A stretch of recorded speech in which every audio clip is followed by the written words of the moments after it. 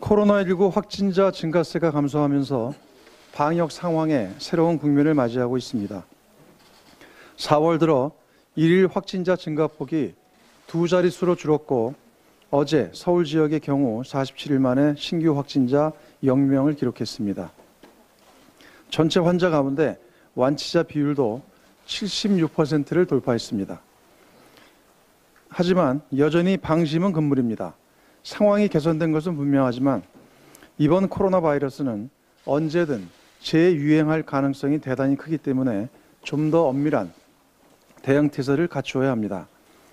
따라서 범사회적인 방역 체계를 촘촘하게 유지하는 동시에 사회적 거리두기 또한 사태가 보다 확실하게 진정될 때까지 지속되어야 합니다. 국민 여러분의 전폭적인 협조를 거듭 요청드립니다.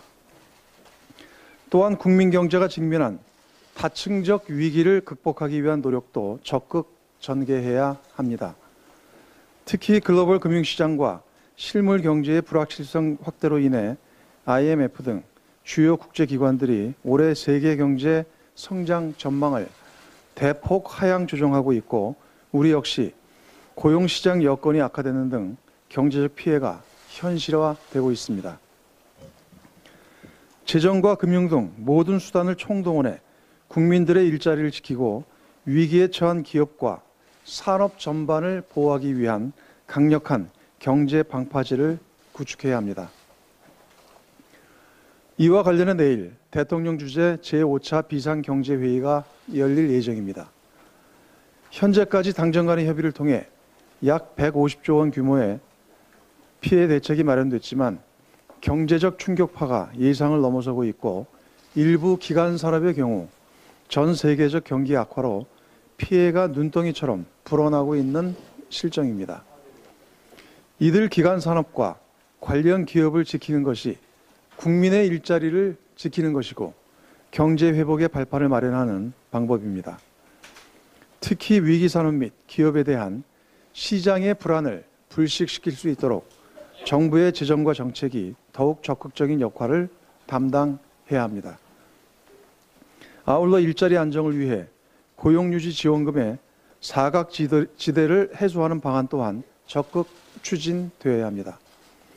내일 비상경제회의에서 핵심 기간 산업과 일자리 총력 지원 체제를 뒷받침할 수 있는 획기적이고 과감한 대책이 수립되길 기대합니다.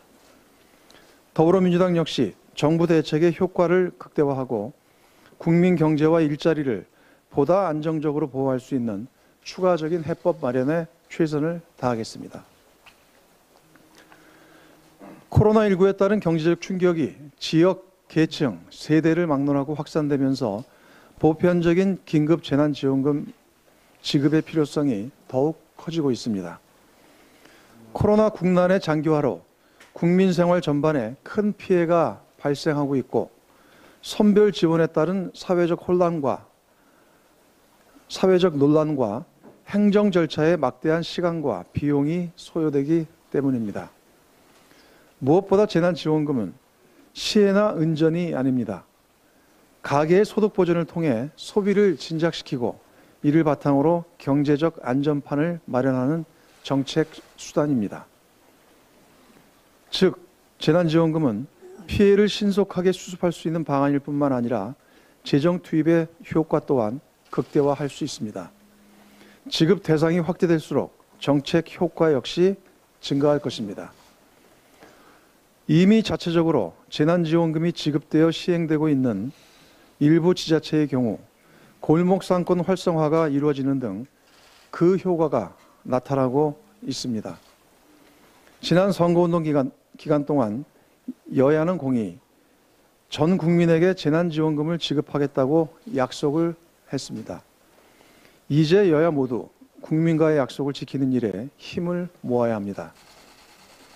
그런데 선거가 끝나자마자 미래통합당이 재난지원금 지급에 대해 이런저런 핑계를 대며 말 뒤집기를 하고 있어 대단히 유감스럽습니다.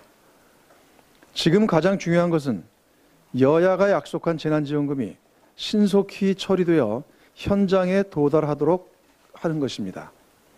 첫째도 속도, 둘째도 속도입니다. 다급하고 절박한 국민 경제를 감안해 불필요한 논쟁을 최소화하고 늦어도 4월 중에 추경 처리가 될 수 있도록 해야 합니다. 고통을 받고 있는 국민과 지역 경제를 위해 국회가 힘이 되어야 합니다. 그것이 20대 국회가 유종의 미를 거두고 국민과의 약속을 지키는 것입니다. 미래통합당의 협조를 당부합니다. 예, 이어서 정책위